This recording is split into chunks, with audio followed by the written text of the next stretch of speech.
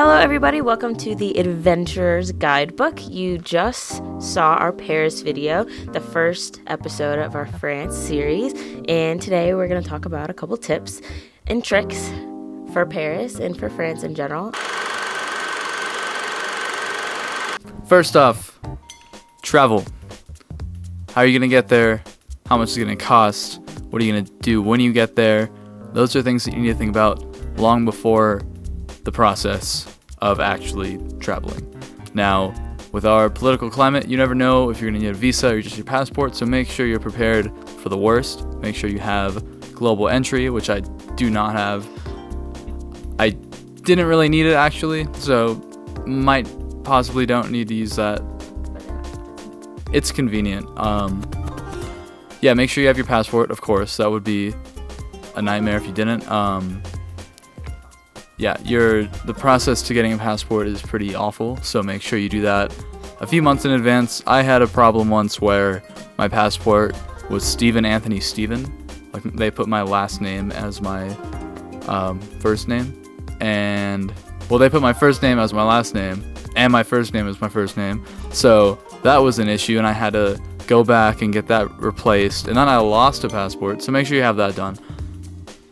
There's also, if you are in the United States, there's a lot of passports that are expiring this year, so the process can take even longer. So ideally, if you have your passport, getting that stuff done about a year in advance, if you're planning out that far, is a really awesome trick. But you can pay more to have it expedited, but passport itself is already pretty expensive, so make sure you stay on top of that. The next thing we wanted to talk about was packing. So obviously you're going to pack according to what you're going to do whenever you're there. Stevie and I were taking a bunch of different flights, and we wanted to be mobile. So we got some backpacks, and that kept us mobile the whole time. It was nice, and we didn't need that much. You do laundry if you have to, you buy clothes if you need to, but traveling light, whether that's in a backpack or just a single suitcase, especially in a place like Paris where everybody's moving, everybody's going, the main form of transportation is lots of cars and traffic and the metro. So being able to move around really easily with all your stuff is really important. Next, most important thing you need to know is money. You need to have a budget. You need to be prepared to pay a lot of money.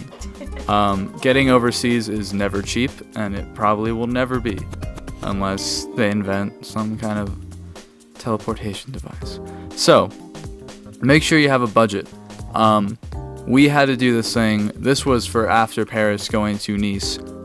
Air France has this thing where you need a card, and it costs like $50, and you have to make sure you have that, because at first they didn't know we had it, and they were like, make sure you have this card. And had we not had the card, that would have been pretty awful. So yeah, it does make it a lot more expensive if you don't have the card like that. Ubers are all going along with the transportation, are all along Paris. Paris is a traffic nightmare, and Ubers are everywhere, but they're all very expensive. And the transfer rate of money is interesting. So make sure you know what the transfer rate is. So if an Uber is like €60, you're like, oh, that's cheap, but it's not cheap. So make sure you know what everything costs so you don't get ripped off.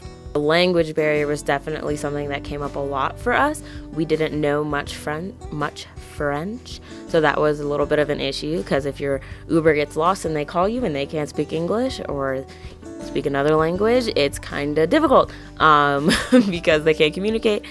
We had to cancel a couple Ubers because they couldn't find us and we couldn't communicate with them. And taxis, same thing, a lot more popular obviously than Uber.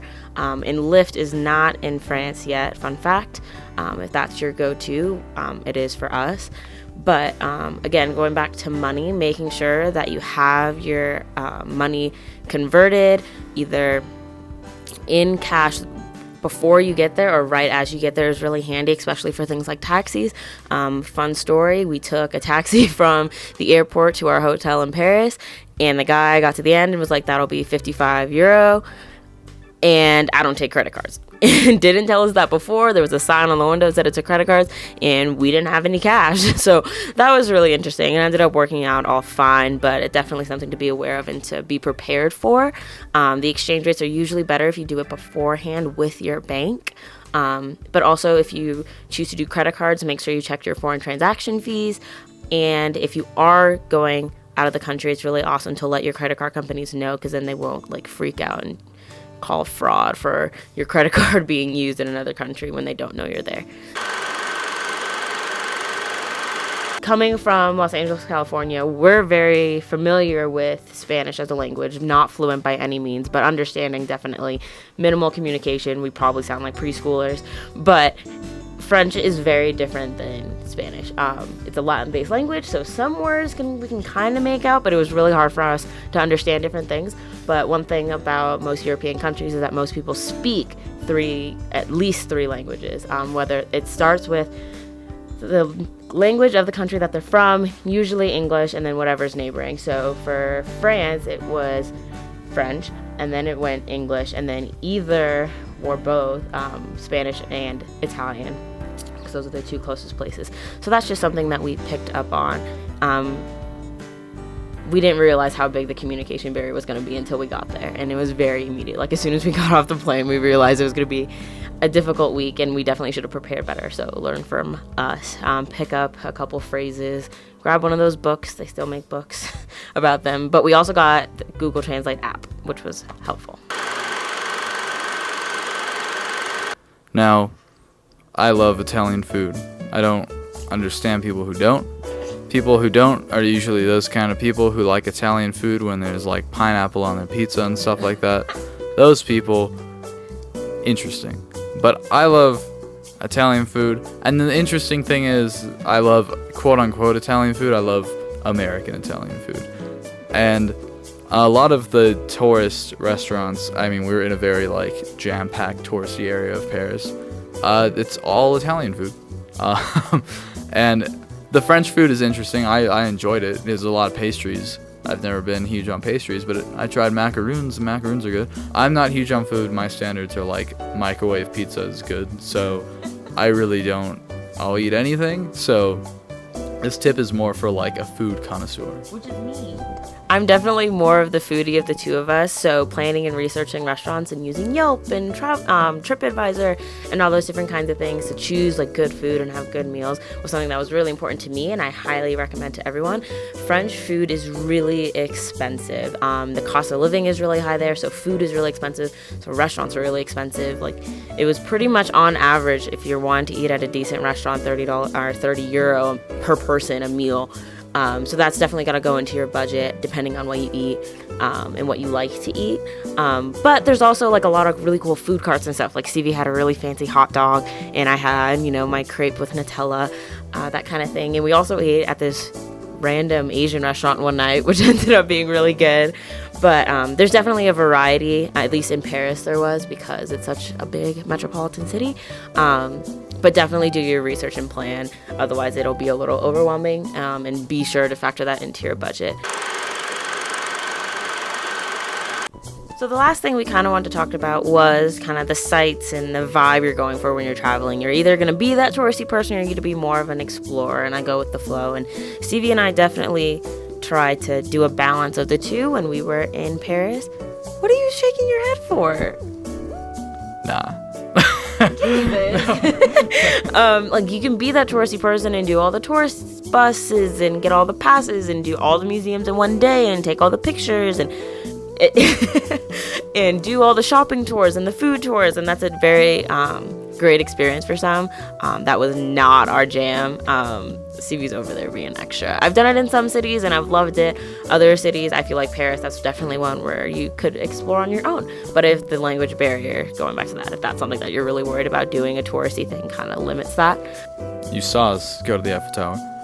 Interesting story at the Eiffel Tower. If you've not seen it, go check it out. We went to Notre Dame. We went to the Arch. And I think that's basically all the touristy stuff we did in Paris. But I think you really do have to ask yourself, are you one of those people who would go to Hollywood and then get on like a tourist bus that like goes like, ooh, the star, sightings? Are you one of those people that is one of the reasons why changing lanes can be difficult at times for me, because those buses are dumb? And or Are you someone who just likes to walk outside of your hotel and just walk in a direction and see what there's to see? We did that. We didn't really participate in the touristy thing while we were there. I'm glad. I do not enjoy that at all. Because it forces you to do things that you might not want to do that day. If you're on like a bus ride, people are like, ooh, let's go look at the museum. And it's like, I don't want to do that today. Just let me go over there whenever I want. But I think the moral of the story is that no matter what, however you plan it, whether you choose to go the more touristy route or choose to go the more explorative route, exploratory? I like explorative, not gonna lie.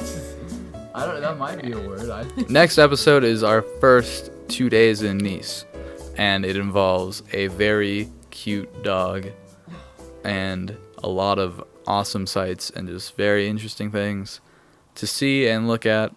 It's more of eye candy video, less us talking, because it's one of those videos where you just kind of need to like enjoy the scenery. There weren't even words for what we were seeing. It was kind of just like, wow, this is a very beautiful place. So next Monday, make sure to stay tuned for the first episode of our adventure in Nice.